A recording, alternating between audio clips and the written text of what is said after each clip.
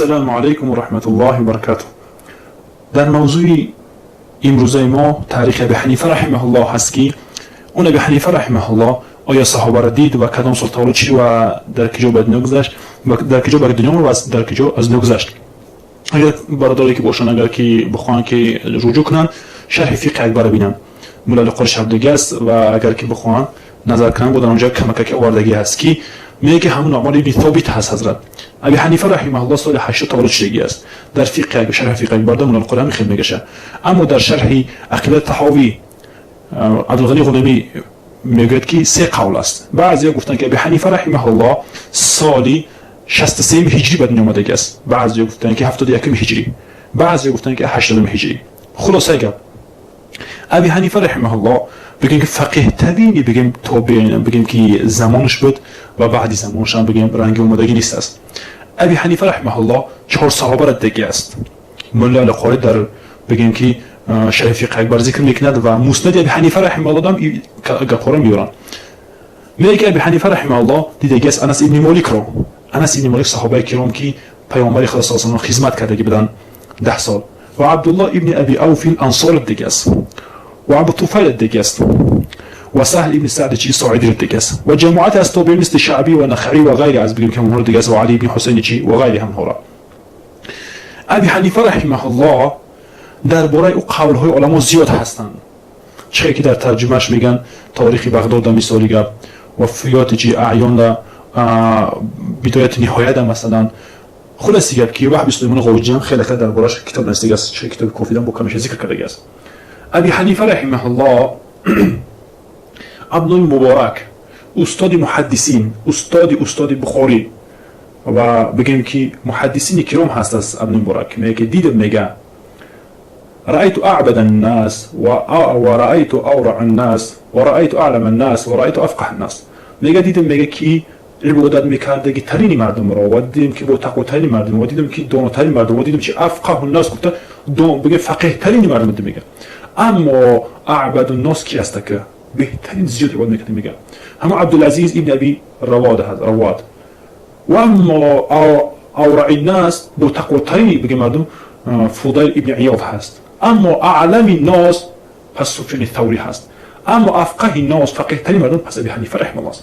در دامش گفت که ما رأیت فی الفقه مثله، ندیدم مثل ابی حنیفه رحمه الله در فقه کس دیگه نیست. میگه این ابو زکریا در کتابش ذکر کرده منازل چی ائمه اربعه ده هست. خلاص دیگه ابن المبارک درباره ابی حنیفه رحمه الله شعر نوشته است. ابی حنیفه رحمه الله دربارش چی کرده است؟ شعر نوشته است و او شعرش بگیم احتیاج نداره درباره بگیم به دراز هست خونش ضرور نیست. امام ابو یوسف استاد امام شافعی میگه که كانوا يقولون میگفتن که ابی حنیفه رحمه الله را که زینت الله بالفقه والعلم، میگفتن که چی زینت الله با فقه و علم هست و السخاء والبذل و اخلاق القرآن. بگیم سخاوتمند و چی میکرد و در الله صرف میکرد. و گفت امام سفیان ثوری میگه که چشم هم از روزی که هوشی است دنیا رو میبیند ندیدن میگن مثل ابی حنیفه رحمه الله. و یحیی بن سعید قطان میگه که این امام جرح و تعدیل است. بگیم در جرح و تعدیل بسیار کتابش معتبر هست. میگه که بیشک ابی حنیفه رحمه الله داناترین همه امت هست بما جاء عن الله و رسوله و اون چی اومده است از رسولش از الله و رسولش. یعنی که آیات های قرآن به درجه میدوند، حدیث ها رو به درجه میدونه که چی از داناترین مردم است. میگه ایرا وحی سلیمان قوجی ذکر کرده است ایران. خلاص اینکه درباره ابی حنیفه رحمه الله قول های بگیم ائمه ها و بزرگ ها محدثین زیاد هست و ابی حنیفه رحمه الله تابعین هست و ابی حنیفه رحمه الله درباره تقواش درباره اخلاقش ان شاء الله که درس دیگه ما کم کمی هم باشه گفتن میگیم که اگر هر کسی که بخواد اگر مثلا که وحی سلیمان قوجی کتابش ببیند کتاب ما داده تنویستگی هست مثلا که خواستن درباره ابی حنیفه رحمه الله و ائمه درباره او چی گفتن و در علم حدیث چی است. و دین فراموش نکنیم که فقه وقتی که انسان فقیه میشه پیش از اون که فقیه شود حتما باید با علم قرآن با علم حدیث و از علم قرآن علم حدیث باید بخبر باشد، چون که هست در تحت هر یک آیت قرآن اونها گپ میزنن، بحث میکنن، از اونجا مسئله ها را میگیرن. و دیمش که هست از علم حدیث همجوری، اگر علم حدیثی که ندونن و معلومات نداشته باشن اونها را فقیه گفته نمیشود.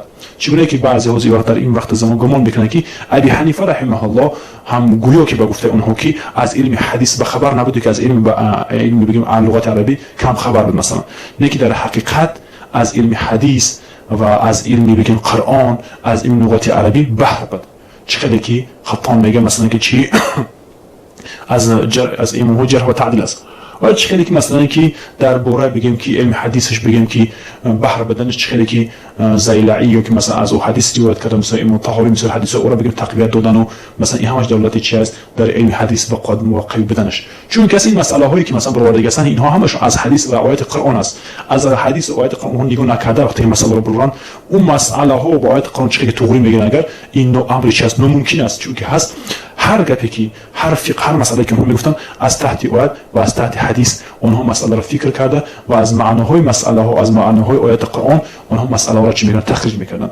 برادران عزیز، این درس هایی که میشود ما از شما گفته که به خاطر الله خدمت میکنیم و شما مثلا با کمی هم باشه از این رساندن میگیریم. شما کوشش کنید که در همون استوریاتون که وقتی موزیک و رقص بازی که میمونین روز قیامت جواب بگین.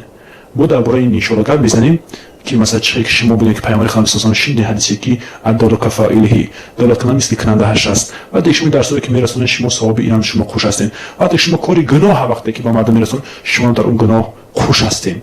و به خاطر از اون موسیقی و از اون موزیک و از اون نغمه هایی که بیهوده ای که خلاف شریعه است از اونها رو کرده.